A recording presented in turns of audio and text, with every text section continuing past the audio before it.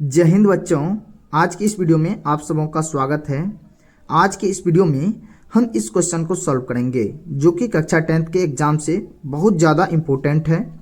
यहाँ पे देखिए मेरा सवाल क्या कह रहा है दो क्रमागत धनात्मक पूर्णांकों का गुणनफल 306 हो तो पूर्णांक ज्ञात कीजिए।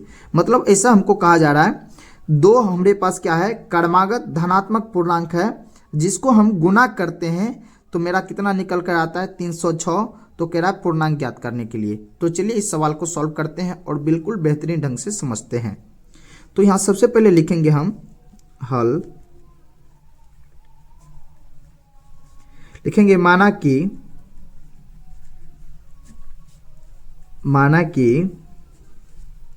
पहला पूर्णांक क्या मान लेंगे हम, x मान लेते हैं। पहला पूर्णांक को क्या मान लिए हैं, x है।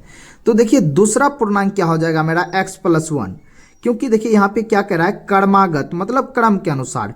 यदि पहला 10 आता है तो दूसरा 11 आना चाहिए। मतलब अगला पूर्णांक प्राप्त करने के लिए उसमें हम क्या करेंगे, एक को ऐड कर देंगे, मतलब एक प्लस कर देंगे। तो यहाँ लिख देंगे हम दूसरा पूर्णांक, लिखेंगे दूसरा पूर्णांक। तो देखिए दूसरा पूर्णांक क्या हो जाएगा, x+1।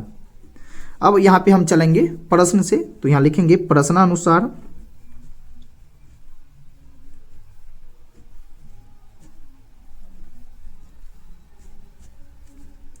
इस तरह से।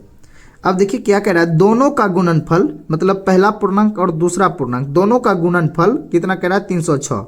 यहाँ पे देखिए लिखल है पूर्णांकों का गुणनफल, तो दोनों को गुना करके हम लिखेंगे 306 और हल करेंगे। तो यहाँ लिखेंगे x इंटू x+1 बराबर क्या हो जाएगा मेरा 306, इस तरह से। अब देखिए x को एक बार x से, फिर x को एक बार 1 से मल्टीप्लाई कर देंगे तो क्या हो जाएगा x गुने x स्क्वायर, फिर x गुने 1 क्या हो जाएगा x, इस तरह से। और बराबर हो जाएगा मेरा 306, इस तरह से। आप ध्यान से देखते जाइए और आपको बिल्कुल अच्छे से समझ में आएगा। अब देखिए क्या करते हैं, 306 को बराबर के इस साइड कर लेते हैं तो माइनस में हो जाएगा x² प्लस का x, उसके बाद माइनस 306 बराबर 0। अब यहाँ पे देखिए इसका, यहाँ पे x का मान निकालने के लिए इसका सबसे पहले हम गुणनखंड करेंगे। तो गुणनखंड का नियम आपको पता होना चाहिए। जो भी मेरा x² का गुणांक होता है उसको लास्ट वाली संख्या से, माने कि अचर पद से हम गुना कर देते हैं। तो यहाँ देखिए x² का गुणांक नहीं कुछ दिया हुआ है तो 1 मान के चलते हैं और लास्ट वाली संख्या से मल्टीप्लाई कर देंगे। तो कितना है लास्ट वाली संख्या, 306 है, तो 306 ही होगा। तो अब हमको दो ऐसी संख्या ज्ञात करनी है जिसको गुना करने के बाद 306 हो और जोड़ने या घटाने के बाद प्लस का 1 आवे। क्योंकि यहाँ देखिए प्लस का x है तो मतलब 1 आए।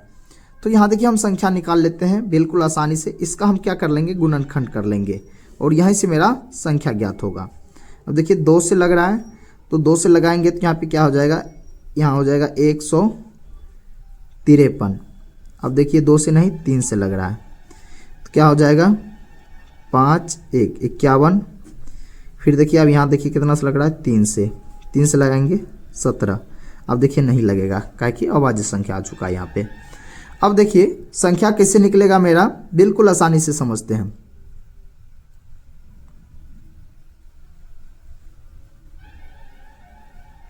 तो देखिए इसको हम मल्टीप्लाई करते हैं, 2 तिया 6, 6 तिया 18, 18 और 17 लेंगे, जिसको गुना करने के बाद कितना हो जाएगा 18 गुना जब 17 करेंगे तो गुना करेंगे तो मेरा 306 आएगा।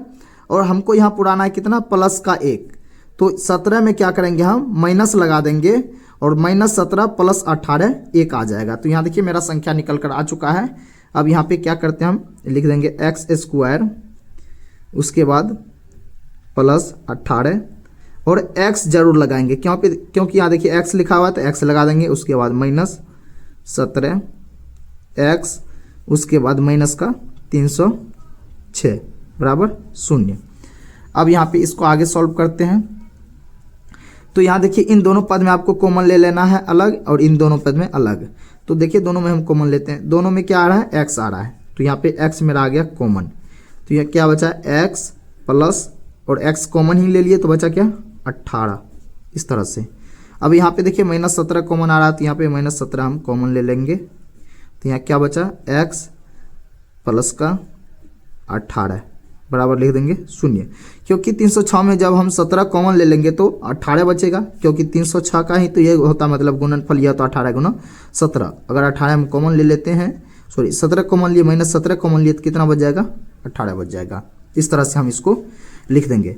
अब देखिए इन दोनों कोष्टक में समान अंक आना चाहिए, तो देखिए दोनों में समान अंक आया है, x प्लस का 18 और इसमें भी x प्लस 18 है, तो यहाँ तक मेरा सोल्यूशन बिल्कुल सही है। अब देखिए क्या करते हैं हम, एक ले लेंगे x माइनस का 17 बराबर 0, यानी कि बाहर वाला लेते हैं, या x प्लस का 18 बराबर ले लेंगे 0।